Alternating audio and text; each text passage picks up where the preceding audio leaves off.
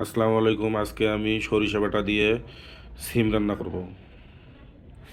প্রথমে সিমগুলো পরিষ্কার করে নিছি, টমেটো পরিষ্কার করে চারফালা করে নিছি, আলু কেটে পরিষ্কার করে নিছি, ধনিয়া পাতা,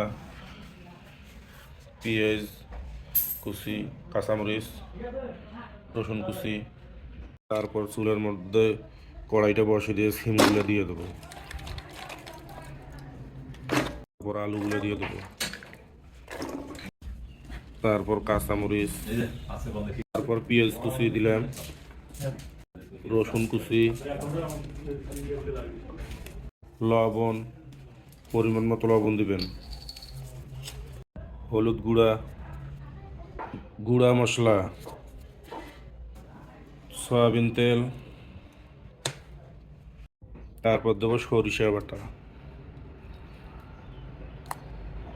তারপর সবগুলো একসঙ্গে মেখে সেঁকে নিব। মেখে নেওয়া হয়ে গেলে একটু পানি দিয়ে দেব। সব শেষে উপরে টমেটোগুলো দিয়ে, ধনিয়া পাতাগুলো উপরে দিয়ে ঢেকে দিব। 10 মিনিট পর ঢাকনাটা একটু তুলে দেখব, ঢাকনাটা লাগিয়ে দেবো।